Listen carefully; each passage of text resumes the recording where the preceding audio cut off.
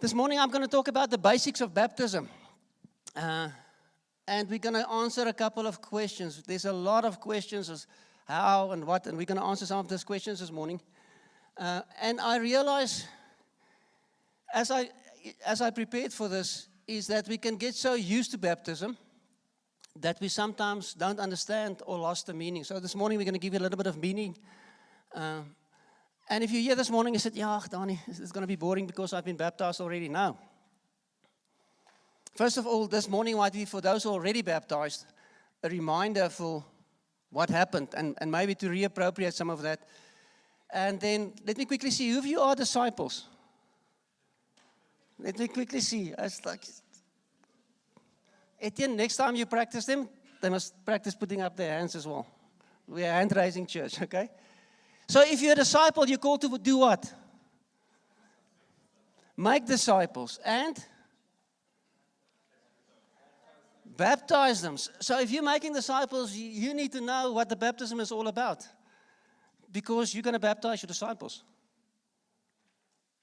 Yes, ek het nou regtig hoop kry. Amen. Etienne, jy moet jou lysie hande opsteek. Amen. Yes, like.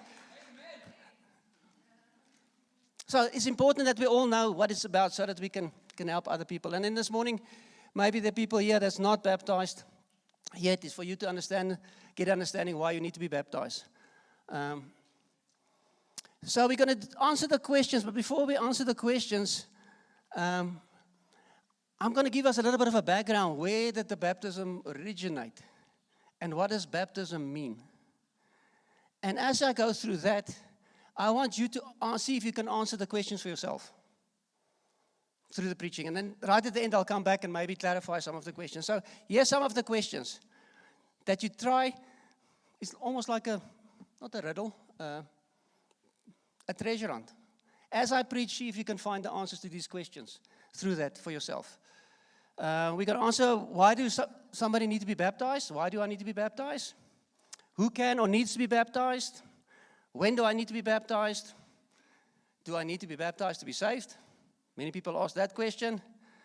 Some people ask me, can I be baptized again? Can I ask that question? And then there's a real important thing about not only babies, but kids, younger kids. There's lots of you with younger kids that went through our, or are still part of Young Arrows, the kids' church, and they get born again there. Should they be baptized or not? So that's an important question we're going to answer this morning. So see if you can get that. But if we think about baptism, it's maybe a little bit of a strange thing for us, culturally. You go upstage there and somebody dunks you in the water. It's like, what? Huh? In our culture, in the Western culture, it's something strange.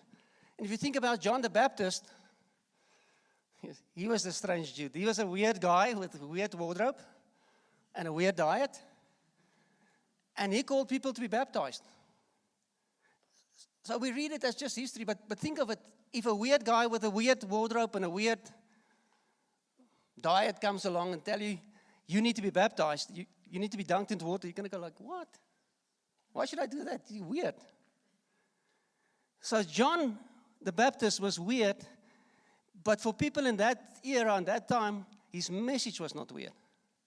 That's why many people came to be baptized. Even the Pharisees and the Sadducees, many people, because baptism was quite familiar to them. It was not weird. So I'm going to read you a couple of things. A bit of a shocker. Baptism didn't originate with the Christians. And the Jews were not the first to baptize. Many people in that time, in that culture, baptized for different reasons. And that's actually, that's why John the Baptist, when he said you need to be baptized, people was like, oh, yeah, we know what this is about. They immediately, almost naturally understand what is the meaning of the baptism, which we in a Western culture have lost. And a little bit of that we're going to redeem this morning. So, ancient Egypt practiced a ritual washing before temple access. So there was a cleansing in that. Similar to the Levitical washing of the Hebrews. So before they went to church or certain ceremonies, they washed themselves. It was a purification, remember that. Furthermore, mystery cults like Isis and Osiris traditions features initiation rites that acted as a rebirth ceremony. These were pagan cults, but they had this thing, you had to be baptized to be initiated and to have like a rebirth ceremony. Where candidates were immersed in water, symbolizing transition into new spiritual life. In Egypt, they understood that. Ancient Mesopotamia, Babylonian religions utilized ritual baptism as a primary means of exorcism, meaning demons going out, healing, and spiritual purification.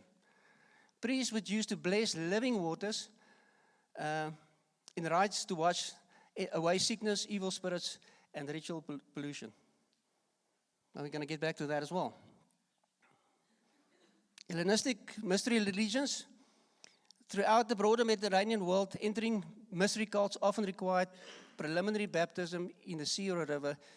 This washing represented a symbolic death to one's past and an initiation into the new, enlightened life alongside the deity. So for those of you that have been baptized, can you see how they easily understood? It was practiced in false religions, but the concept was clear. Okay, and then the Jews, they also practice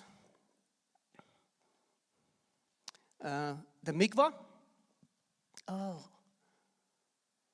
okay, I'll get back to that. I'm going to show you a picture of that just now.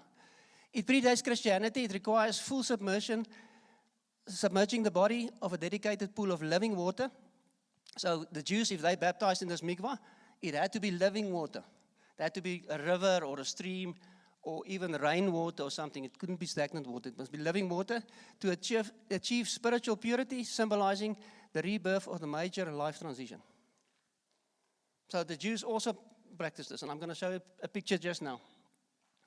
And even if you were a Jew and you were converting, or if you were not a Jew and you were converting to Judaism, they would baptize you. So if you go through all the rituals and all the things, you want to become a Jew today, go through all of those religions, and then if you're a male, you have to be circumcised. And even after that, you're not considered a Jew. You only considered a Jew when you went through the mikvah, when you were baptized. That's the only place when that was like the final step. Before you haven't been baptized, they won't recognize you as a Jew, even if you went through all of the other stuff. The Jews also did it for lots of purification stuff. There's lots of purification in it. And in some cases, not only in Jewish culture, but in some of these Middle Eastern cultures, even before sometimes women get married, they would be baptized. They'll go through mikvah. It was the sign of, I'm finishing with this family. I'm not van der Merwe anymore. I'm getting baptized, I'm going to get married. I'm Koekemoer now.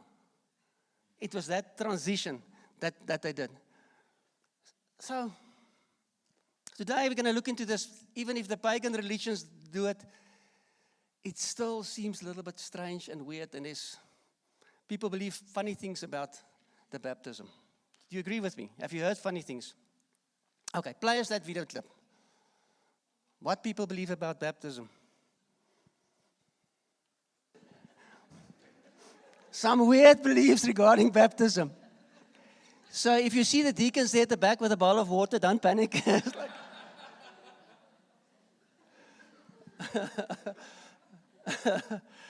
so hopefully we're going to address some of the weirdness this morning. I think the next slide is maybe just a picture of that mikvah. So many of you know Fani Nel. They've got a 412 congregation in Bloemfontein, and they bought a synagogue recently as their church. And this picture was taken in the back of the synagogue. So up until now, the Jews still use the mikvah. There's still a little thing there at the back. Okay. So today we're not simply speaking about getting wet. We're talking about something much more powerful that every follower of Jesus needs to declare and to make. So if you listen to it's both biblical, but if you listen to the background, all the stories I've told you where baptism originated, what it actually means, there's three main things that we can see the baptism represents. So first of all, it's a declaration of a new identity. People that are baptized declare, or it's significant that I've been born again. I've repented. I've transitioned. I went from one direction to a different direction. I used to be a Gentile in the old days. Now I'm a Jew. I used to be van der Merwe. I'm now Koekemoer. It's a complete change of identity and direction. It's leaving behind an old lifestyle. I'm not living like that anymore. And it's embracing a new identity, a new lifestyle, a new way of doing things. If you go and read your Bible, you'll see in the New Testament, it was virtually, you won't find a Christian in the New Testament that's not baptized. Because they understood the picture. They understood I'm going from this one life to a total new life. That was for them very clear. And even today, if you go to places like China, Afghanistan, Iran, you won't find Christians that are not baptized. Because they know, I used to be a Muslim, or I used to be whatever, and now I'm a Christian, and they know what it costs. They calculated the cost. It's a total different lifestyle. So if you read in Romans 6, if I get baptized, I identify with the death and the resurrection of Christ. And the people in the New Testament understood that. If I choose Christ, if I get born again, I might die at the end of Romans. And similarly in Iran, Afghanistan, all these places where Christians are persecuted, that's why they get baptized. Because they know I die with Christ. They know their life is at stake. It's only in the West that baptism is optional. Because we don't realize that I die. I might die. I die with Christ. So my old self, my old identity is dead, and I rise into a new identity. So let's read that together. It's quite a long piece. And there's so much in it. I'm not going to go through all of that. But this is such a good piece. Just go and study it for yourself. Romans 6 from verse 1.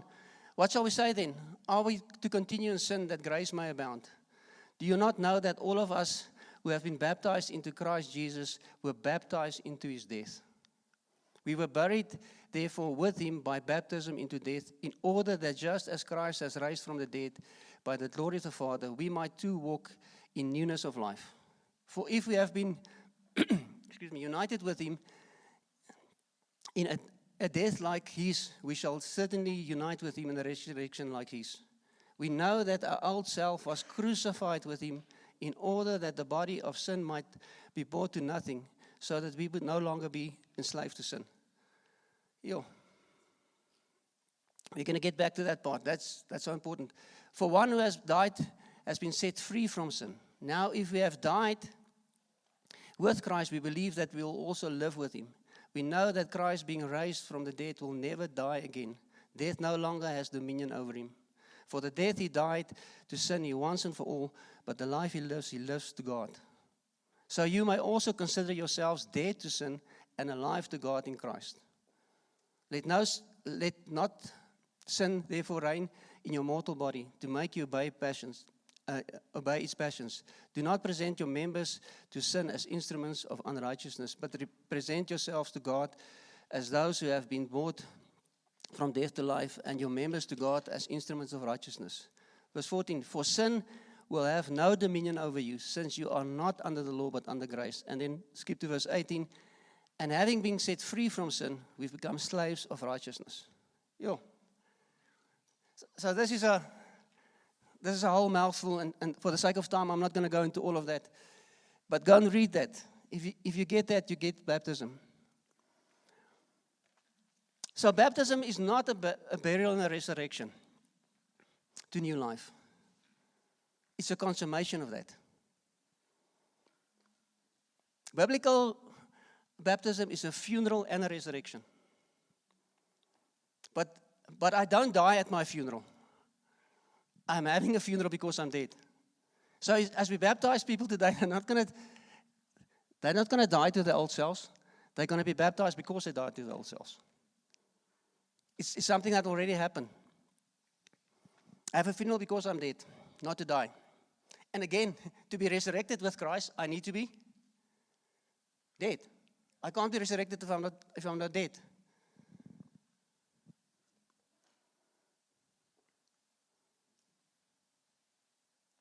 It's death to old life and old identity, a resurrection into a new life and a new identity. It's no longer I that live. It's no longer my old nature. Go read Romans 6 again. It's a total surrender. So in medieval times, the knights went to fight in holy wars and free Jerusalem. And before they were allowed to fight, they had to be baptized. And even in that time, they understood they have to die to themselves. And what they did, sort of a jippo, they wanted to go and fight because they got paid for it. They need to be baptized. They said, okay, we will be baptized. But as they got baptized, they held out their swords. They said, this is not a full surrender. We'll do the thing to go and fight, but we're not totally dead. I hang on to, I'm still a knight. I'm still a warrior. It's not a full surrender. So, maybe a better analogy is, some of you have been to weddings, maybe some of you have experienced it. What happens is, there's a wedding in some strange place, or sometimes it's a family member that officiates the wedding, and they're not licensed to do it. And then what they do is people get married legally 2 or 3 days before. Do you know what I'm talking about? They'll go to the court, or somebody will marry them, and then 2 or 3 days later there will be a ceremony. When they get married in that court, are they married?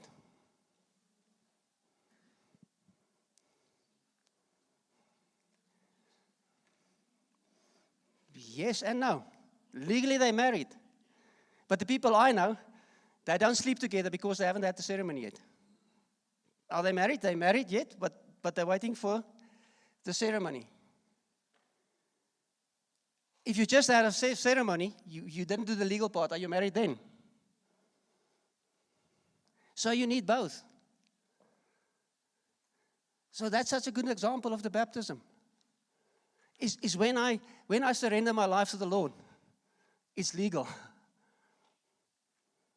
But it's actually not done until I have the ceremony. The Jews understood that. You can go through the whole thing, but until you had the ceremony, it was yes, but not yet. Do you understand that? Does that make sense to you? If I don't die to myself, if I don't surrender to the Lordship of Christ, no amount of baptism is going to make that happen. But if I'm truly born again, I'll gladly get baptized. So people say often, I want to get baptized because I want to go to the new level in Christ. It's like, I understand what they mean, and it's not wrong to say that, but it's like, if you understand baptism, you're already in the new level. It's not something that needs to happen. It's because I'm on a new level, I get baptized. It's because my life changed, I get baptized. And then some people will say, I'm just doing it to be obedient. And that's a good thing. I think obedience is a good thing. It's good to do it out of a heart of obedience. But if you can realize that I've already died, my position has changed, my identity has changed, I'm already dead and raised again, I'm alive in Christ, then gladly, let me go for it. Let me finish it. Let me do almost the ceremony as well, not just have the legal wedding. Actually, if you do the baptism, you understand it, it's acting out the gospel. It's acknowledging His Lordship, it's dying to self, it's being raised with Him. It's saying, I was lost, but now I'm safe. I was dead, but now I'm alive. I was far from God, but now I'm near. I was a sinner, but now I'm a saint. So the baptism doesn't make you a new person. Baptism declares that I'm already a new person in Jesus. Okay, so that's the one thing. The major thing is, it's repentance, it's change of identity, it's going from my old life, it's dying to old life, it's stepping into something new, it's having a new identity, having a new life. Julle met my? Okay, good. The second picture of baptism is that one of cleansing or purification through all areas. And biblically, it's at least the purification of my conscience. 1 Peter 3 in the Amplified. 1 Peter 3, Verse 21, and baptism, which is a figure of their deliverance, does now also save you from inward questioning and fears, not by removing of outward body filth or by bathing, but by providing you with the answer of a good and clear conscience, inward cleanliness and peace before God. Because you are demonstrating what you believe to be yours through the resurrection of Jesus Christ. Yeah. It's a purification. It does not take my sin away, but it does take away the guilt and the shame. Baptism does not take my sin away. Jesus takes my sin away. But by being baptized, if I understand it correctly, there's a purification, a washing of my conscience. Like all the old stuff is there. I'm without guilt. I'm without condemnation. In the pre-service prayer we prayed, there was a whole thing about rejoicing and delighting in the Lord. And I think often we struggle to delight in the Lord because we're so guilt-ridden, so aware of, and I'm so scared to come close to God because I'm filthy and I'm not clean and I'm and it robs us. But if I understand that sign, that symbolism, I've been baptized, I've been purified, I've been washed by the blood, I'm clean before the Lord. I can stand as a saint. Doesn't mean I do everything perfect, but in God's eyes, I'm a saint because of the blood of Jesus. It's not based on my good works. It's based on His. But I can have that clean conscience. I can delight in the Lord because He's delighting in me. Just think with me. Us as earthly parents, often, it's the picture I saw this morning. You can watch parents, when the kids come into the room, many times they'll just smile. Their face will light up. Why? They delight in the kids. I delight in my kids. Whenever they come to visit for a weekend, or Ruth is with us now for a while, I delight in that. Does it mean that they're always perfect and do everything right now? But we still delight in them. If we can get that God delights in us. Because I'm clean. Not based on my good works, but that of Jesus.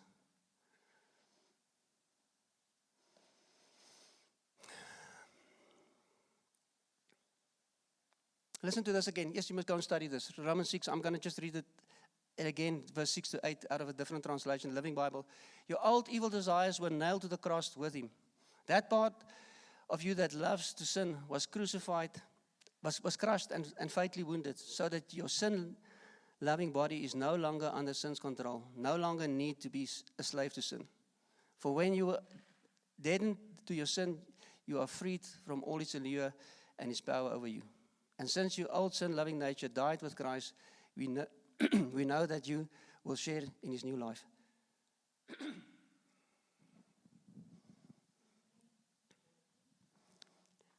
Romans 6 is clear. Baptism frees me from the power of sin. It's more than just a ceremony. It frees me from the power of sin. Jesus takes my sin away. But the striving and the conscience and the things that keep on pulling me back, I'm freed from. That's massive. So when Israel was in slavery in Egypt, and then that one evening, they had the whole Pascha with the blood and everything, and they moved out. Were they free from Egypt? It's same as a marriage thing. Were they free? Yes, they were free. They were out of Egypt. When were they completely set free? After the Red Sea, after they went through the water. When I get born again, I'm free. But when I go through the water, I'm rid of that guilt and that things in the past. I'm free, but I'm not free. Until.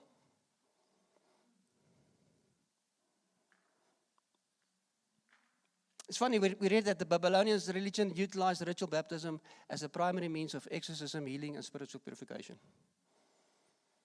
So that was commonly practiced in early church, where people would renounce, because they came out of paganism, they would renounce all those witchcraft things, and they will get delivered before and during baptism. And people will get healed.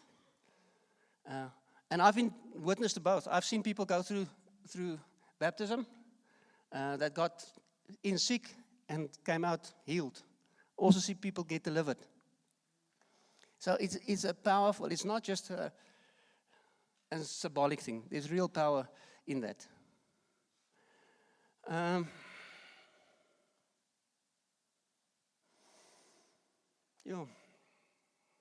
I'm just so aware of time. I don't want to go too long. My testimony is that.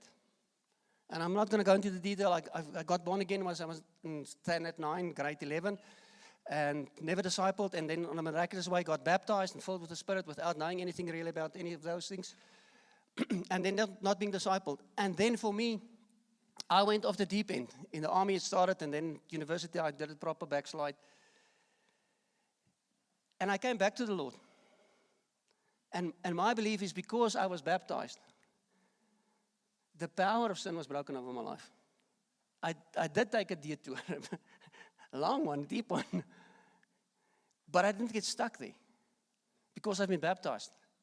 I was free from the power of sin. I lived in sin. But that hold, I believe, was broken over me when I was baptized. That's my testimony. The enemy constantly wants to remind you who you once were. And baptism reminds you of who you are. That's why it's so important that we can remember what happened so that you can remind yourself of that. So, it's a change of nature, status. It's a purifying thing. And then lastly, it's the initiation. You were initiated into Judaism. You were initiated into a new family. In our case, we initiated into the church. Not just locally, but universally. 1 Corinthians 12, verse 13. For in one Spirit we are all baptized into one body. Jews, Greeks, slaves, free, and all were made to drink of one Spirit. So, in many places, even if you go to, in way back when I was at university, when you go through initiation, at the end there was a do-up. It's always been a thing of initiation. In our case, into the church. A question to ponder, according to this verse. Am I truly part of the church if I'm not baptized? I'm going to let that one hang and you ponder on that. Okay, questions. I'm just going to go through all the questions quickly and then maybe elaborate here and there, and maybe have you answered some of the questions in your mind? As we went through it, okay. Why do I need to be baptized? Jesus commanded it. He modeled it. The apostles practiced it. The early church expected it. It is just the way it is. That's what it means. And we can go through lots of scriptures here quickly. Matthew 28:19. Go therefore, make disciples of all nations, baptizing them in the name of the Father, the Son, and the Holy Spirit. Am I going too fast? Sorry. Acts 2:38, and Peter said to them, repent, be baptized, and every one of you in the name of Jesus Christ for the forgiveness of sins, and you will receive the gift of the Holy Spirit. There's such a link between baptism in water and baptism in the Holy Spirit. And then two interesting scriptures, maybe many of you now know. Jesus, John 3:22. After this, Jesus and his disciples went into Judea countryside, and he remained there with them and was baptizing. Did you know? John 4:1-3. Now when Jesus learned that the Pharisees had heard that Jesus was making and baptizing more disciples than John. So remember, everybody went out to John to be baptized. But this scripture said that Jesus was making more disciples and baptizing more people. And then they say, although Jesus himself did not baptize, but only his disciples. Okay, we're going to move on. Who can be baptized?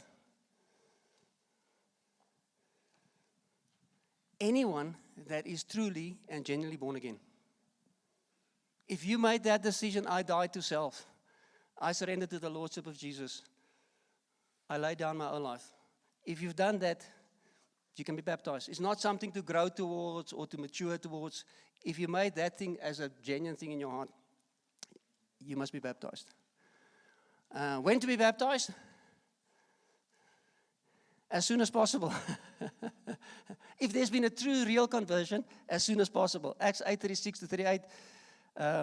And as they were going along the road, they came to some water, and the eunuch said, "See, there's water. What prevents me from being baptized?" And they commanded the chariot to stop, and they both went down into the water, Philip and the eunuch, and baptized him.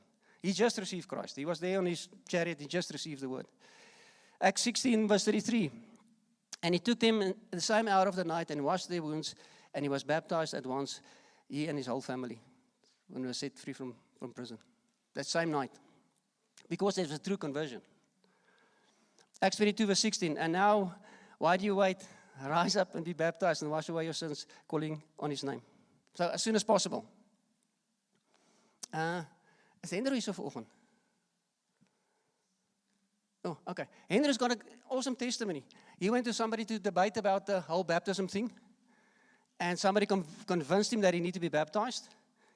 And asked, "Do you want to be baptized?" And he said, "No, let me think about it."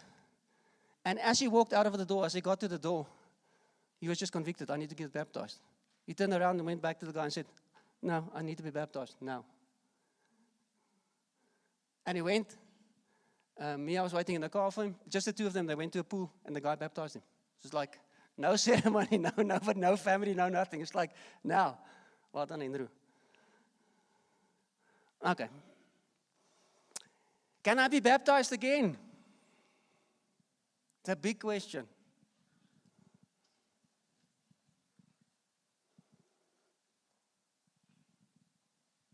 Yes and no. First of all, people say, "I've been baptized as a baby."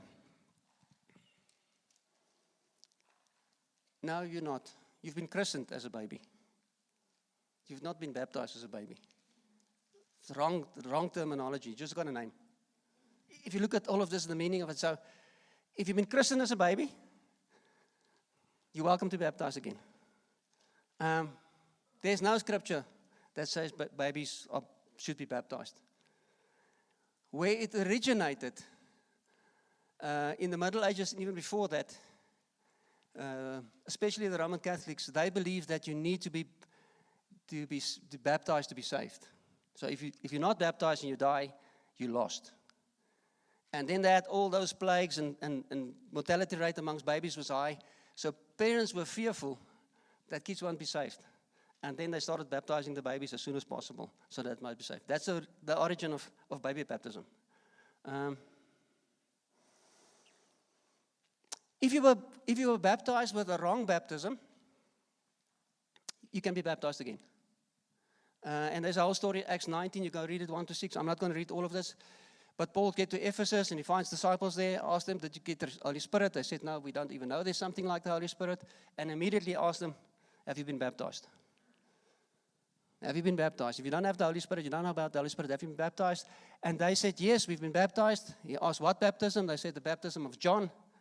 And he said, "Oh, no, not the baptism of John. You need the baptism of Jesus." So they baptized them, prayed for them, and they received the Holy Spirit.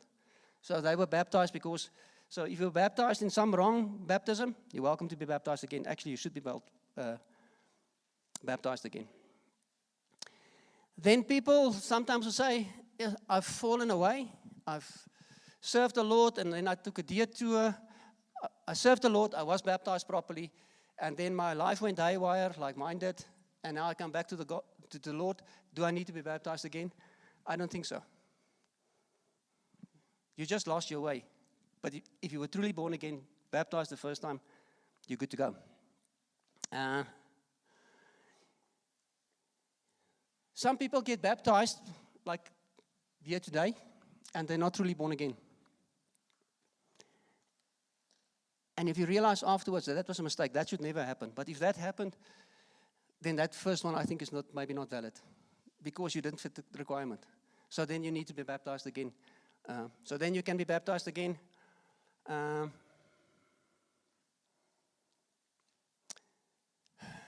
Then something that is a little bit, it's not clear if it's black or white, it's a little bit gray. What we often see is people get baptized properly, but as young kids. And then when they're older, they say, "I can't remember that. It's like it's not valid to me. It's like difficult for me. I want to be baptized again. We see that a lot. Is it right or wrong? I don't know. I think it's a case-by-case thing. And we'll get to the kids just now. And then people say, I went to a tour on Israel, and I was baptized in the Jordan. If you were properly baptized before, and you go to Israel and you want to be baptized in the Jordan, go for it. But that's just a tourism gimmick, in my opinion. Sorry if I offend. Because you've been baptized. That thing that happens there is just, we do it for, hey, it's a Jordan. Let's do that. I don't think it's per se it's wrong. But I don't think you're baptized again. If you've never been baptized, you go to Israel, you will get baptized in the Jordan, go for it as well. My opinion, I might be wrong. Sorry if I offend. Shane? He's good. No, he's good with that. Okay. Do I have to be baptized to be saved?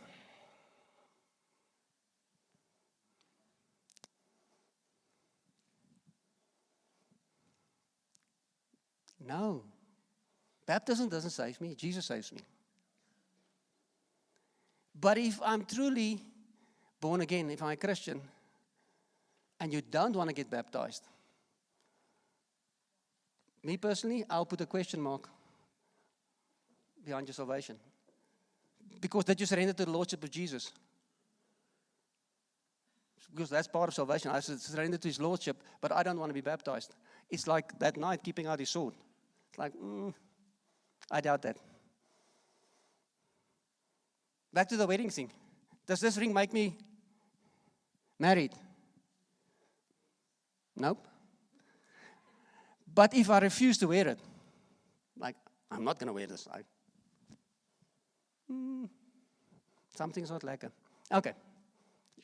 Do I need to be baptized to be saved? No.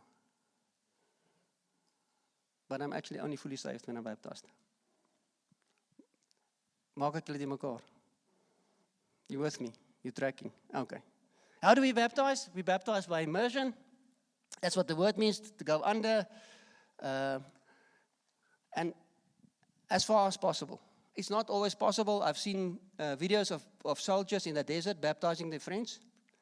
And they didn't have water, they baptized them in sand. Kort, kom gee getuienis vir jou pa. So goed.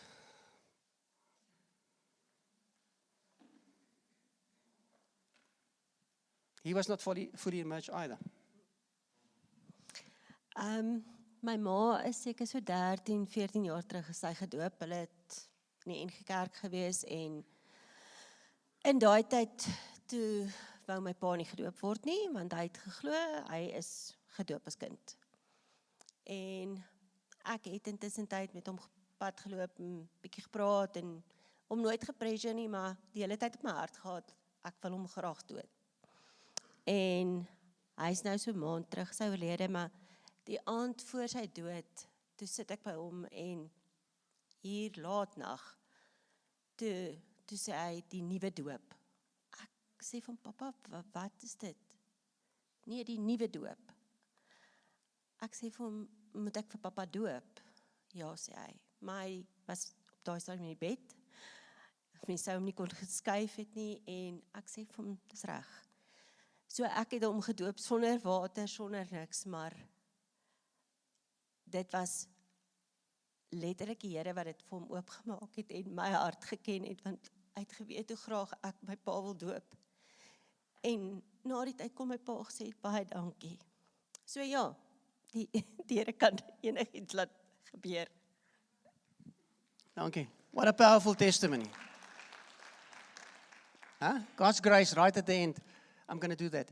So we believe, if you can, by immersion, that's what the word means, but not necessarily. Sometimes there might be exceptions, like on most of the other things as well. Okay.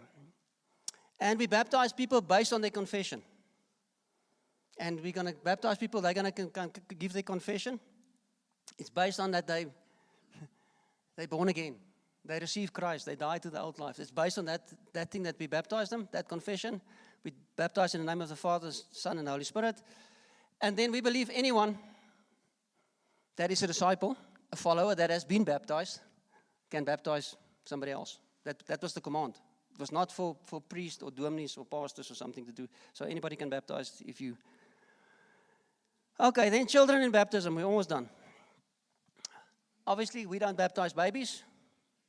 And what some people do is they do baby dedications, maybe just our belief on that or how we do it here. It's not prescribed in the Bible, but it's not forbidden either. And what happened with also the origin, if you understand the origin, it helps us to clarify it. There was never something like baby dedications until people started to baptize adults. And then people asked, but okay, what about babies then? Like, okay, what about babies then? Are we going to dedicate them? So that's how that's the origin. Is it wrong? No, it's not wrong. And we recommend that you do it. So what we do in our congregation, if there's babies, there's lots coming. Some of them are here already. I think one is, Ruth, het jy het gesê, Tina is? In die week, if everything goes to plan. What we recommend is get family, get people around at your house. Have some sort of a meal. And then pray blessing. Let everybody, family, let people pray blessing upon them. And if there's prophetic word, give prophetic words. We can do the ritual. You can bring them to church. And the pastor, the man of God, will lay his hand on them. And then nobody else participates. Rather do it at your home. And don't do it just because they're small and they're born. Do it regularly at birthdays and things. Keep people around your kids. Let them lay hands on them. Let them bless them. It's not just a once-off thing. It's a way of living. So that's what we recommend. So you'll never see us do baby dedications here, and that's the reason why. Okay, young children. So this is a bit of a toughie. There's nothing prescribed in the Bible. Sometimes they say the whole household was baptized. How big was that household? We don't know. But if I look at the meaning, if we go through all of this, it will be difficult if we baptize young children. Simply because they're not at the age of accountability yet. Have they really made that decision? I'm going from here, I'm dying, I'm laying it down to the side. Do they really understand that? And I praise the Lord for our children's ministry. And I think in one day we saw like 8 salvations or something. Children confessing Christ. But are they accountable for that? Do you believe Jesus in your heart? Yeah, I believe Jesus in my heart. But I also believe in Santa, the tooth fairy, and the stork is going to bring me a baby brother. You understand? They sincerely believe that. But it's not an accountable belief. Have they counted the cost? Are they dying with Christ? So we celebrate whenever children receive Christ. But for us, it's part of their journey. It's part of their walk. And there might be exceptions. And as a leadership, you're responsible for your children. You're going to stand before God. We can lead you in that, but the decision remains yours if you want to baptize your child or not. And then so often we see those children coming back and say, I don't remember that. I don't know how that happened. I want to do it again. So from our side, our recommendation is rather wait. Without discouraging, without playing it down, without saying they're not saved. It's wait until they're accountable and wait until they can remember. And what I find with parents, because we love our children, because we delight in them, because we want the best, because we want to grow them in the fear of the Lord, because we want to do all of these things, we can sometimes fall in the trap that the people that started baptizing babies also did. They did it from a sincere heart. I see my child is so on fire for the Lord, and I see they're young, and I just don't want them to lose. And out of that fear thing, let's just baptize them, and it's actually more fear or concern based that they will wander off from the Lord. Does that make sense?